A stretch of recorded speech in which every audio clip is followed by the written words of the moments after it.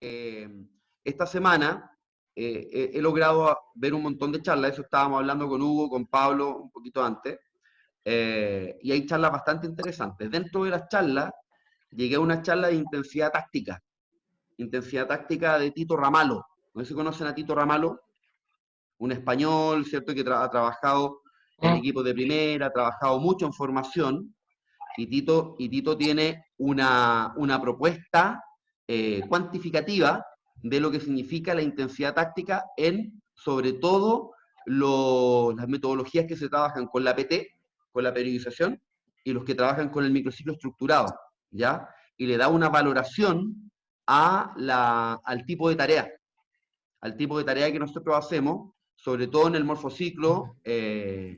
Hola, Huguito, chico. Una cuantificación al morfociclo, Sobrino. ¿cómo se llama? Y es súper interesante porque yo creo que es la parte que nos falta a nosotros para poder terminar de cuantificar lo que hacemos semana a semana, ¿ya? Porque vamos muy ordenados trabajando en nuestra semana de trabajo, como lo estamos haciendo con la PT, sobre todo del fútbol joven, ¿cierto? De la 15 para arriba, pero nos faltaba justo ese eslabón. Una vez que tenga, porque estoy hablando con él todos los días, me está mandando información, y la información igual viene condensada, no es simple, y le da un argumento un poco de por qué le pone números a los diferentes tipos de tareas de intensidad táctica dependiendo, ¿cierto?, de los espacios que se utilizan, si son escalas individuales, grupales, colectivas, en trabajos diferentes en todos sus momentos de juego. Si un ejercicio se trabaja con un momento, con 2 momentos, con 3 momentos, con 4 momentos, va a depender la intensidad táctica del ejercicio. ¿Se entiende un poco a lo que se refiere? Entonces, una vez que tenga eso listo, se lo voy a presentar. ¿Y para qué se lo voy a presentar? Para que sea nuestro próximo paso en el desarrollo de nuestros modelos de juego. Que empecemos a trabajar con esas cuantificaciones y de alguna manera sea evaluable y sea medible, lo que hasta el minuto no ha podido ser. ¿Estamos? Entonces, un poco les comento eso. No sé si tienen algunas dudas sobre ese tema, muchachos, antes de partir.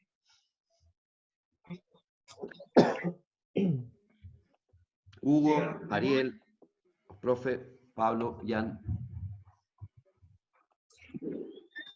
No, interesante el tema, porque de hecho, al menos en periodización táctica, no había forma de cómo justamente lo que decís tú de cuantificarlo. A Claro. diferencia del microciclo, que si está esto de las unidades de carga, y está estipulado un poco bajo el paradigma de Seirulo, pero está bueno, así que bueno profundizar en ese tema. Súper útil. Buenísimo. Bien. Lo único que hay que sumarle a esto, que tendríamos que hacer un wellness previo. ¿Se entiende? Porque tendríamos que sacar a los jugadores un poco la escala de Borg, que lo evalúa y lo nombra como RCE, o RCE, y ver los jugadores cuál es su percepción de los ejercicios que van realizando. Pero la percepción cambia dependiendo del sueño, cómo durmieron, cómo estuvo su descanso. Entonces un poquito tendríamos que hacer evaluaciones previas al grupo en un wellness, así como un cuestionario rapidito de cómo durmieron, calidad del sueño, alimentación previa durante el día, después del entrenamiento, etc. Y después tener que los muchachos hagan el hábito de entregarnos la escala de percepción terminado el ejercicio. No el entrenamiento, el ejercicio. ¿Se entiende? Entonces, eso es un poco lo que tenemos que sumar para poder tener la cuantificación y después eso llevarlo evaluable y medible, ¿ya?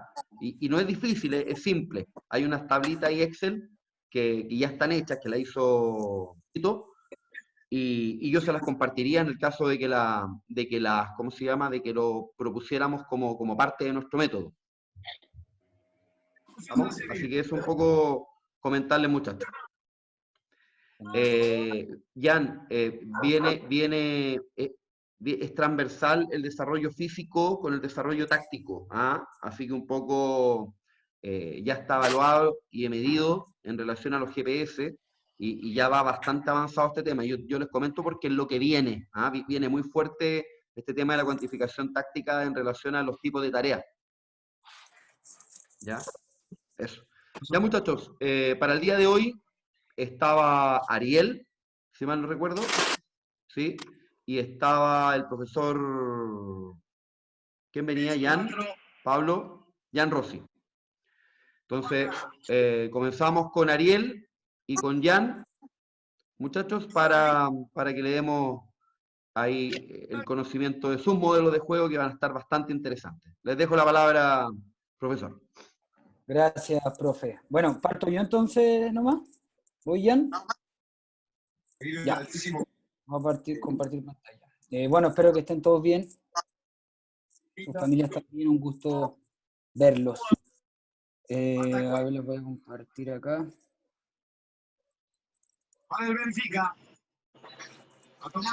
Bueno, miren, a ver, no voy a ver a todo en pantalla, pero cualquier cosa me van opinando, van preguntando, qué sé yo.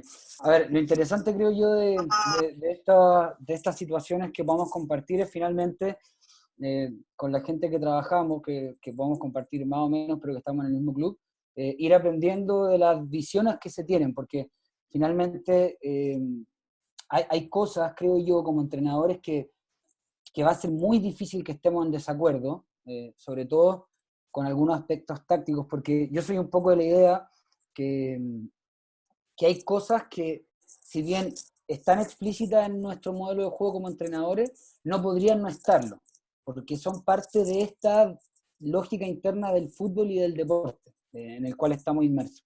Entonces, a veces, no sé, por ejemplo, decir que mi equipo tenga una buena posesión o circulación de la pelota o del balón, es necesario porque el fútbol lo determina así, como juego en general. Entonces, bueno, un poco lo que les quería compartir, aparte del modelo, es la visión que tengo de cómo entender este juego para poder enseñarlo y que finalmente ese creo que termina siendo el objetivo número uno, que a través de lo que hacemos en los entrenamientos nuestros jugadores vayan incorporando diferentes situaciones en las cuales puedan tomar mejores decisiones, que de eso se trata. Bueno, un poco para iniciar en esto, nosotros tomamos este plantel de la 2003 en febrero, y luego una semana donde en todo el fútbol joven hicimos pruebas y veíamos jugadores. Yo tuve un poco la fortuna, entre comillas, de hacer un poco más específica porque llegaron muy pocos jugadores nuevos. A diferencia, por ejemplo, la juvenil que tiene John, que creo que el universo terminó en 80, 90 jugadores. En nuestro caso no fue así. Me parece que entre los jugadores de la primera semana y cuando ya cerramos el plantel, no tuvimos más de 35, 40 jugadores, contando los que ya eran parte del proceso de la sub-16 del año pasado. Por tanto, cada vez que teníamos una práctica de fútbol, en ese horario que nos dividimos la cancha, era un poco más fácil ir sacando conclusiones. Entonces, en base a eso, les comento un poco esto para conectarlo con lo que viene después, pero a nivel de posiciones, muy sencillo, los arqueros que teníamos en la edición no eran jugadores de características físicas muy connotadas, digamos, eran más bien muy promedio, pero que sí tenían un muy buen juego de pie y tenían muy buena disposición al trabajo, por lo tanto, ya en esa planificación o en la forma que queríamos que el equipo jugara, entendíamos que iban a ser capaces de ir incorporando nuevos conceptos. Esas centrales, a diferencia de lo que yo había vivido en el proceso previo con la juvenil de los años anteriores, acá había mucha variedad de centrales, teníamos de diferente envergadura, de ambos perfiles, zurdo y derecho, que tampoco había pasado. Entonces se generaba una buena calidad y cantidad de defensas centrales, lo cual generaba una muy buena competencia interna en esa posición. Teníamos laterales, estoy hablando de las posiciones estas como más clásicas, a que después poder incorporarlo en lo que hicimos, pero laterales más ofensivos que defensivos, incluso en características físicas, todos los laterales que tenemos, que ahora son 6 aproximadamente, como lateral puro, contando ambos perfiles, tenían diferentes características, además, unos más técnicos y otros más físicos en cuanto a atacar espacio o a llegar a línea de fondo. Otros preferían pasillos más internos o manejaban muy bien la banda desde el punto de vista más técnico. Los volantes que tenemos en general, que son 6 y que estuvieron en ese proceso de las primeras semanas, son jugadores muy parejos entre sí, muy parejos me refiero incluso en cualidades. Son jugadores que prefieren el juego asociativo, más combinativo que este individual. No son jugadores de mucho recorrido en promedio, Por lo tanto, era una de las características de los volantes con muy buena lectura también de juego. Y los delanteros sí, acá fue importante porque teníamos una baja cantidad de delanteros puros. Delanteros me refiero contando extremo y centro delantero, o los que podían jugar en esas posiciones. Teníamos 4 en el plantel.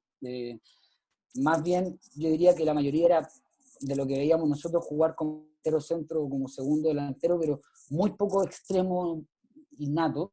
Entonces eran buenos atacando espacio, más que en el 1 contra 1, pero sí tenían muy buena definición y eran diferentes entre sí. Algunos aguantaban mejor la pelota de espalda, otros atacaban mejor los espacios, otro tenía la posibilidad de utilizar mejor las dos piernas, entonces se generaba ahí cierta competencia entretenida. Bien, eso para conectarlo después. A ver, en esta diapositiva que les puse acá del juego, fútbol, bueno, es lo que ya todos sabemos y un poco en la que iba con la charla de hoy, en cuanto a entender la lógica del juego y que me encanta poder ponerme en la cabeza del jugador y de ayudarle a que la toma de decisión en el juego sea mejor, que finalmente ese sea el objetivo, más que decir, mi equipo juega de tal forma, ojalá conozca lo que realmente pasa en el fútbol. Es esto de no decir, este es mi fútbol, porque siento que es muy egoísta, porque el fútbol es más completo. Lógicamente hay ciertas tendencias y como trabajamos nosotros, las ideas matrices que van a mover esto, pero en general no subdividir este fútbol. ¿Bien? Entonces en eso considero importante a la hora de generar este modelo de juego, considerar el espacio, que es el único elemento que sabemos que es fijo. A veces hay más o menos espacio, pero la cancha no se traslada ni se cambia, y sí el valor los compañeros y adversarios, que son movibles, y que ahí lo voy a conectar un poco con momentos del juego.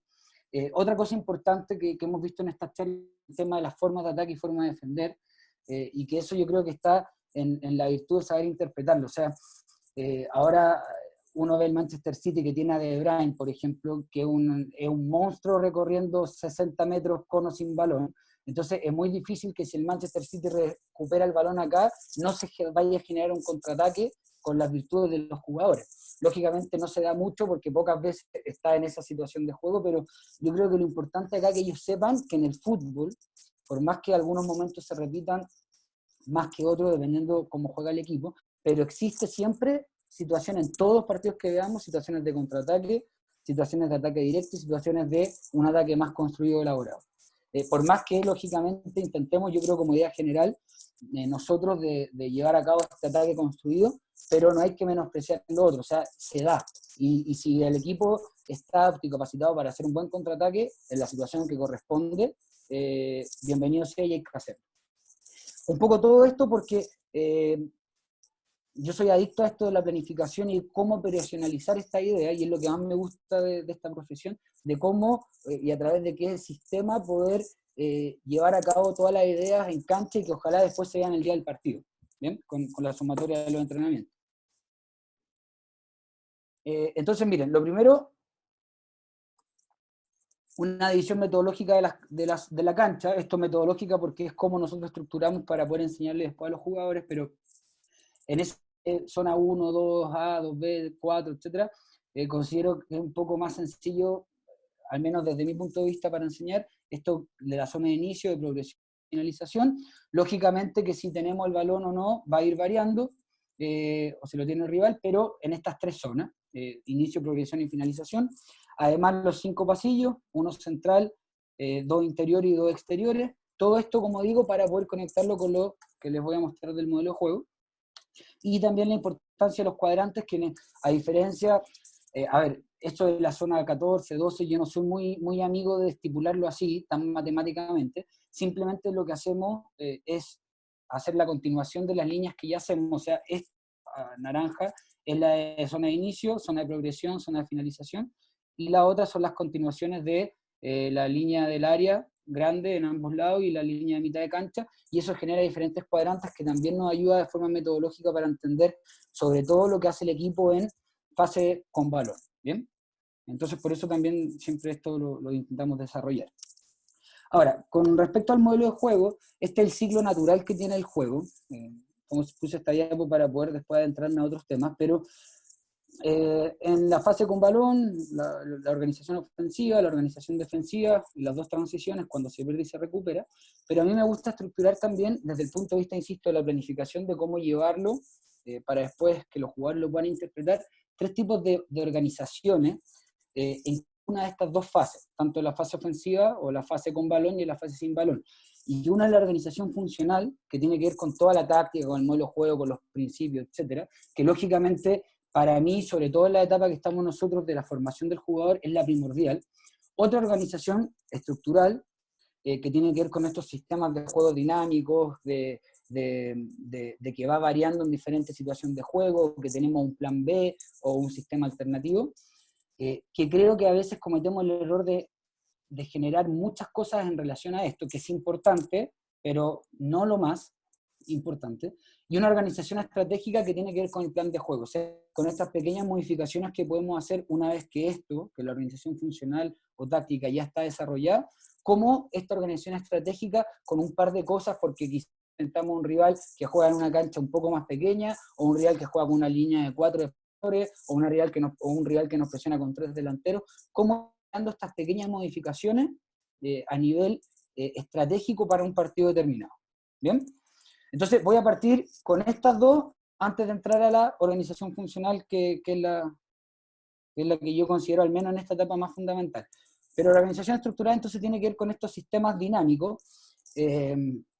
Bueno, acá en esta pizarrita táctica sale, por lo que les dije del diagnóstico del equipo, es que llegamos a este sistema de juego. El arquero, digamos, la línea de 3 defensas, un poco porque teníamos 6 centrales. Si jugábamos con línea de 4 y utilizamos 2 centrales, íbamos a hacer que habitualmente 2 jugaran, unida a la banca, y si estaban todos los jugadores operativos, 3 quedaban fuera de la situación. Entonces, para generar más competencia, iniciamos con esto. Después esto podía ir variando si en la quinta fecha no nos gustaba o sentíamos que estábamos fallando, pero como jugamos 2 más ese campeonato relámpago amistoso, los 5 o 6 partidos relativamente oficiales los jugamos de esta forma. Entonces teníamos 2 centrales por izquierda, etc.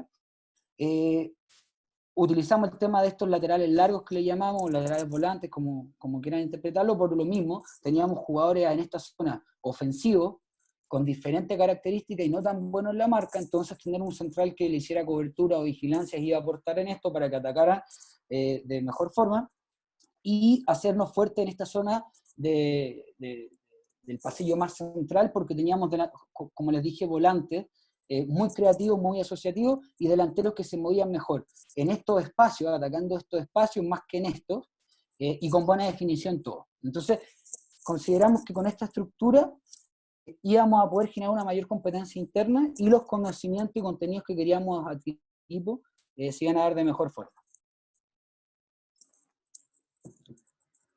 Bien, ahora, acá hay una imagen más o menos de lo que se veía. Tuvimos la suerte que Jorge nos pudo ayudar ahí junto a John con algunas imágenes en dron de partida, entonces tenemos algún material, pero ahí se ve el arquero, la línea de 3, el medio centro, la línea de 4 y la línea de 2. ¿Bien?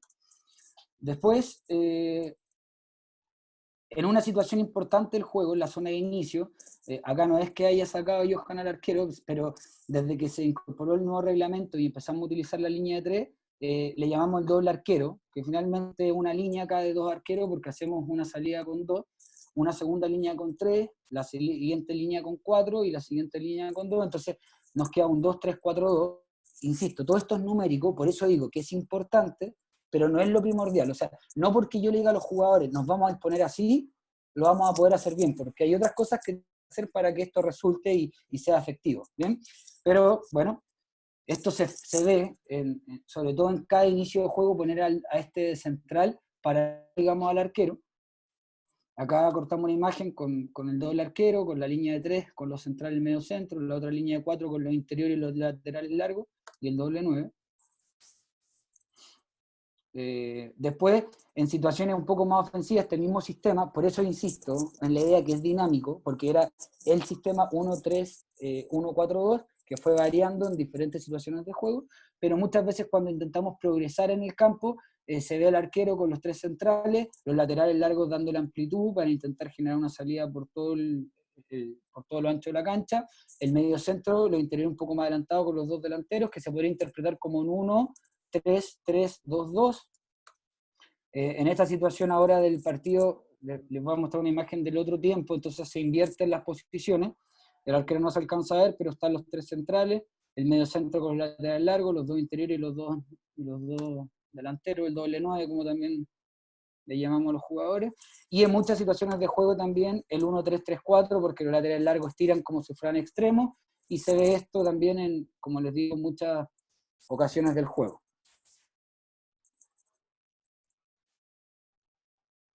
Ahí está el 1-3-3-4 cuando los laterales largos están estirados a la altura de la defensa central. Ahora, en la organización estratégica les voy a mostrar una situación determinada. Como digo, estas son situaciones, porque al final todos vemos partidos del City, del Liverpool, qué sé yo, y no todos podemos jugar así. Entonces, no se trata, a ver, una situación estratégica podría ser en esta salida de juego que generamos, si el mediocentro está marcado, claro, el lateral opuesto viene a la altura del mediocentro y formamos una salida con doble mediocentro.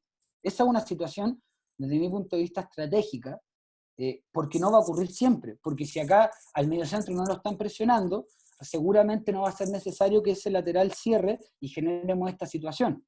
Entonces son situaciones estratégicas que pueden ir de la mano por diferentes rivales, que no va a cambiar todo lo otro. Entonces acá muestro una acción donde el mediocentro se la juega al lateral largo afuera, o sea, un pasillo central, el balón va a un exterior, y esto sí intentamos determinar que los dos delanteros, sobre todo en estas categorías donde cuesta mucho resolver estas situaciones de 2 contra 2, de 2 centrales contra 2 delanteros, habitualmente no se marcan bien, de generar esta situación en donde este lateral no sabe si quedarse acá, a la altura del central, o no sabe si ir a buscar este lateral largo en una situación más retrasada. Porque habitualmente el extremo, si juega el rival con un 4-3-3, lo que nos pasa es que él va a buscar a este central. Si este central tiene buen pie y sabe jugar bien, no hay problema que nos ocurra eso, y acá se genera esta situación estratégica que intentamos sacarle provecho. Por ejemplo, era la ocupación de este interior en este espacio que queda entre central y lateral para poder generar un 3 contra 3, ojalá en situaciones más cercanas al arco. Bien, entonces acá les corté al video una imagen que pasa lo mismo, el mediocentro se la da al lateral largo por ese lado, si se dan cuenta este delantero fija ese central, este delantero fija este central, el lateral opuesto, este lateral pasa que no está ni acá ni acá, y se genera este espacio entre central y lateral.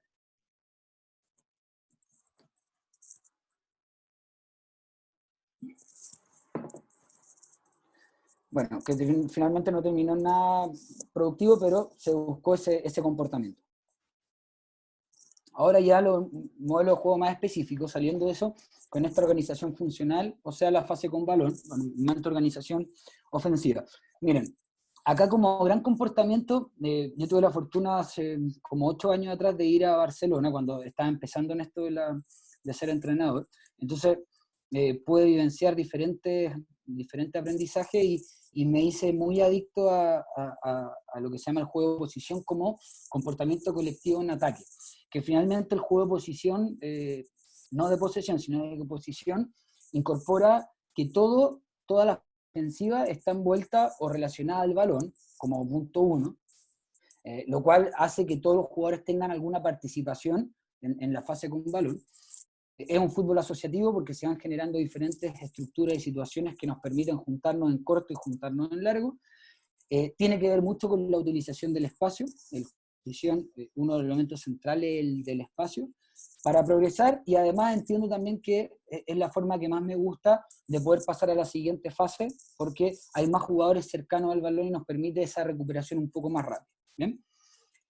Dentro de eso, entonces, como lo generamos para poder después llevar a cabo los entrenamientos con objetivos claros, es este juego de posición como un comportamiento colectivo, el más importante, llamémoslo como el principio de juego más importante en esta fase con balón, y después lo divido en 4 comportamientos que involucran los elementos del juego, lo que habíamos visto en la primera o segunda diapositiva. O sea, el primer elemento es la circulación rápida del balón, para poder, en el fondo, que estos 4 ayudan a que esto pueda ser posible. La circulación rápida del balón, que considera lógicamente el elemento del balón, la ocupación del espacio, que como bien dice, es aprender a utilizar los espacios que están disponibles, y dos más que tienen que ver con el tiempo en relación a saber qué decisión tomar en cada situación del juego, cuál es la decisión correcta, y por eso ahí es la importancia del jugador, que ellos solo deciden. Si nosotros les aumentamos las posibilidades, seguramente tendrán más posibilidades de decisión y va a ser más acertada. Y el de progresar, porque tiene que ver con no pasarse la pelota por pasarse, sino que lógicamente el objetivo de todo esto es llegar de la mejor forma al arco rival. Bien, todos estos comportamientos, estos cuatro, y la alternancia en el ataque también, todos estos comportamientos van a estar divididos en estos comportamientos un poco más pequeños que nos ayudan a generar las tareas y a que los comportamientos finalmente más grandes se den.